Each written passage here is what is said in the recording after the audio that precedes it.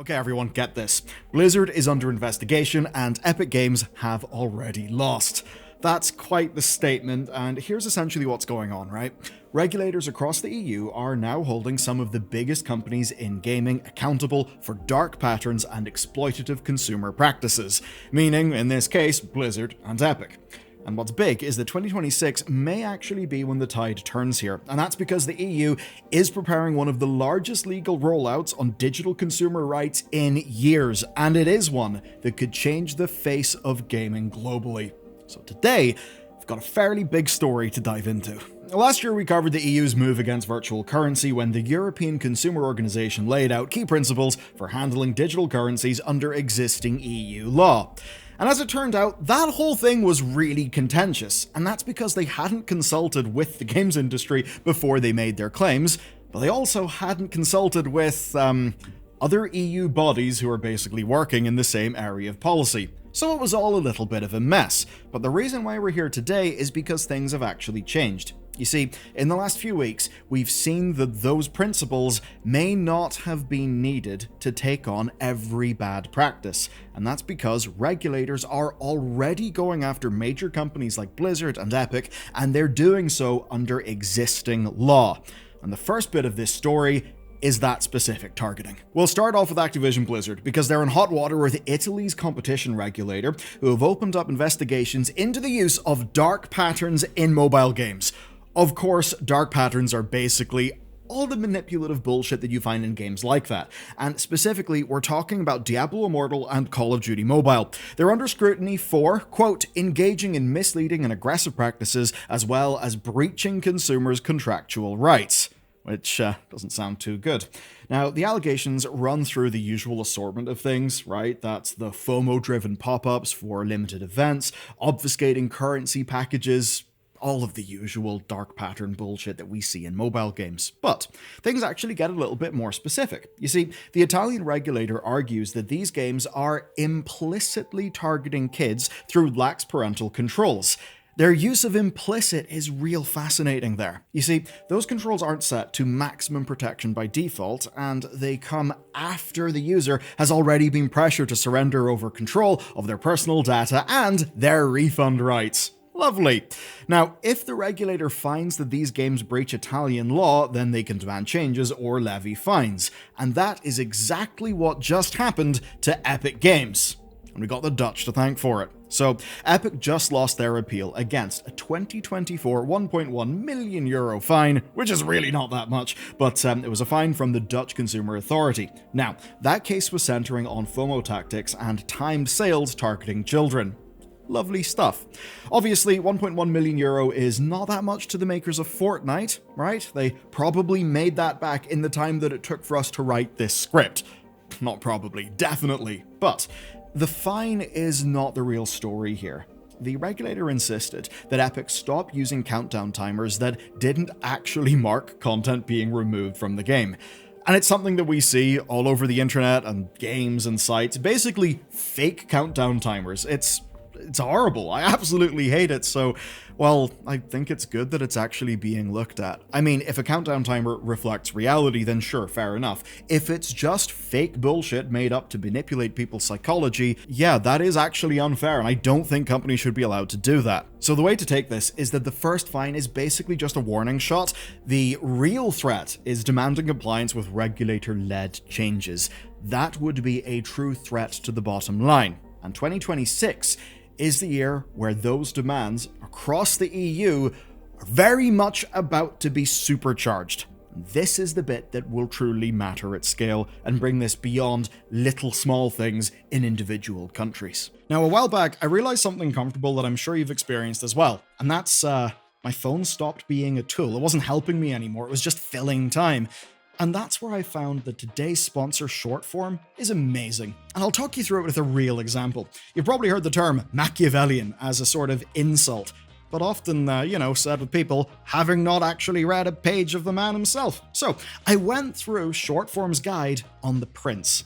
And it's a true guide. It's not some 10-minute AI slop summary. It's actual depth, going through his relationship to Florence, and even the fact that the prince was wrote after he was tortured and exiled by the Medicis, and the whole scholarly debate about whether it is a sincere piece of advice or a bit of a pro-democracy satire. It's just a whole layer of depth that most people don't even know whenever they hear that very common phrase. It's context that completely reframes the text, and that's basically what short form does. That's because they use human writers. You get chapter by chapter breakdowns with analysis, with counterpoints, and with connections between other works, so that rather than replacing reading with a bunch of summaries, they're actually helping you explore the ideas and read more books. And they've even got a browser extension for articles in YouTube, as well as master guides that compile multiple books on a single topic. So, for the price of one book a month, you can get access to thousands, and you can try it for free at shortform.com/Bellular News, and when you do, you'll get $50 off an annual plan. In a piece he wrote for GameIndustry.biz, Dr. Andreas Lober, who is basically heavily involved in the law side on games and on IP, he described the Digital Fairness Act as one of the biggest things that could impact the games industry this year. That's obviously huge. And what this law is an EU-wide review of online consumer problems, not just within games. Much of it covers the likes of social media apps, online stores, subscription services, but there will be impact on games as well, specifically centered around dark patterns, addictive designs, and personalization practices. So very much stuff that we actually feel in the games that we buy and play. Now, of course, most of these things are already regulated in some form. Obviously, Italy and the Netherlands couldn't have launched those cases without, something to go off. But what the DFA will do is close loopholes and create a single policy framework across the entire EU with standardized rules. That's fairly big, and you may be wondering, right, if that is big, what could it actually change for me?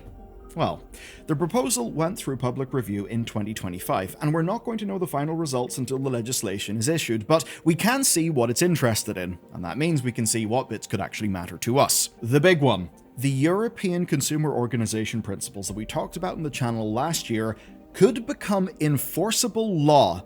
That's huge. And what that would mean is this. Virtual currencies might have to display real-world conversion rates and remove features that pressure purchases. There's also scrutiny on the bundling and pricing presentation. Issues like, say, leftover currency, they're all pretty much done so that you've got to buy in a bundle that is more than what you actually need.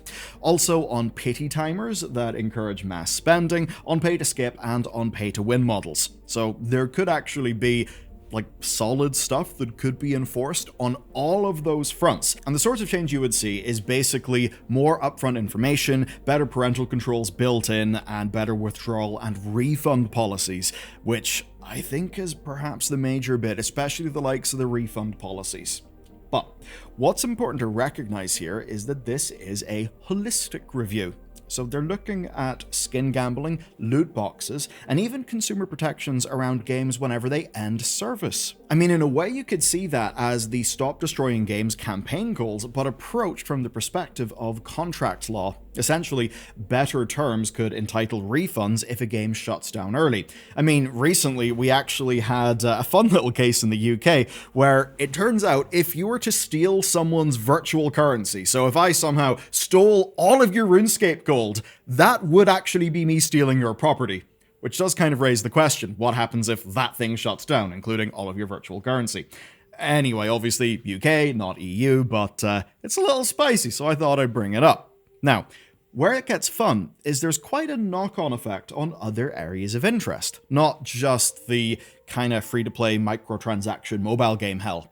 There's also reviews of subscription models, which could mean easier cancellation for, say, your WoW sub or your PS Plus sub, alongside warning emails for auto-renewals or for price rises. All stuff that I think is fairly reasonable. It's basically just giving a consumer more information. Now, to be clear, this stuff is still a ways off from being law. I'll walk you through kind of the process. Q2 of this year will bring the consultation summary and impact assessments, then the final proposal will likely be tabled Q4. And by the way, whenever I say tabled here, I mean that in the UK EU version of tabled, which means put on the table, and not the North American version of whenever people say tabled, which usually means put out of the discussion and into the table, where, I don't know, presumably it goes into storage. But yes, tabled means it's actually happening in this context. Now after that, the EU Parliament and Council will negotiate and adopt the policy, and even then, even once that happens, enforcement would not be an immediate thing. Companies would need time to adapt, and of course, mount legal challenges on whether the law was created in a way that is fair. All of that stuff that of course they can do. So realistically, we'd see at minimum a year from this video before the rules would be implemented, and then enforcement would take time after that. But what this absolutely is the tide shifting. And since this would apply across the EU, it would mean that every publisher would face a choice. Publishers could either build an EU-only version of their store that complies with these rules, or they could just change the game for absolutely everyone in the world. The decision will just come down to simple maths. If building an EU-compliant version costs more than what they would lose globally from removing those dark patterns entirely, then that move would make sense. Now, we've seen this historically with loot box bans, where individual countries aren't really worth changing for. But that only works when the rest of the world isn't also making things difficult. It's easy to say, sorry Dutchies, you don't get your loot boxes. Little bit different if it's more than just, say, that one country. And the good news here is the rest of the world is already showing that it may just be easier to comply. You see, even in America, the FTC has been holding companies to account. Last summer, we saw that Epic processed another round of FTC-mandated refunds for deceptive practices, and all of that was following a 2023 settlement about dark patterns. In total, there was just shy of 1 million payments and a total of $128 million going out to people.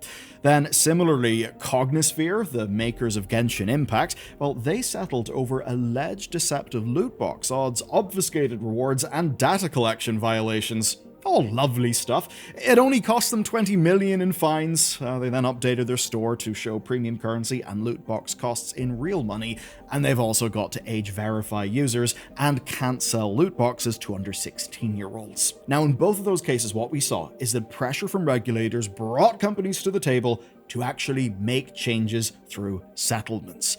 And this pressured cooperation is essentially what some hope will be enough to change this industry, and ideally, of course, to change it for the better. But it would be wrong to leave this video without saying that cleaning up the industry does come with costs of its own. For example, one European General Counsel told Dr. Lober, who was writing for GameIndustry.biz, that there may be knock-on effects, that existing regulatory methods could end up being hampered, while developers using free-to-play models may struggle with, quote, being micromanaged by regulation. And we've seen some hints of this with how smaller developers are reacting to the UK's Online Safety Act. Yes, that thing again. Basically, in the short term, there may be pain, right? Especially for devs who can't afford enough legal advice and legal support. But they've also noted there is room for the industry to self-regulate and collaborate with regulators before the regulations take effect. And maybe, if they were just to play ball nicely, we could go through this in a basically painless way. Because look, if you're using dark patterns to make money, if you've got to rely on psychological manipulation to make your shit effective, maybe that says that your core offering is just really weak, because you've got to resort to manipulating people to earn your money. I think if companies have got to stoop that low, then it clearly means they're happy enough to just put all of these negative externalities out into the world that damage people just for their bottom line. That is bad. And my hope in all of this is that the era of unchecked dark patterns is ending. How much it will cost these companies to adapt, I'd say, is now entirely up to them. They might lose some dirty money by taking these things away. That may mean less profit. That may mean less growth. That may even mean some job losses. But that's entirely okay, because if our industry is built on dark patterns, then how much does it really deserve to grow? How much does it deserve to do well? How much of a net positive is it for society? That's at least where my mind goes to in this one. Now, if you want to watch something next, well, you should check out what's going on with Ubisoft. They just cancelled a bunch of games, delayed a bunch of games, cut studios, cut staff. It's a whole big thing, and you can learn about it in this video next.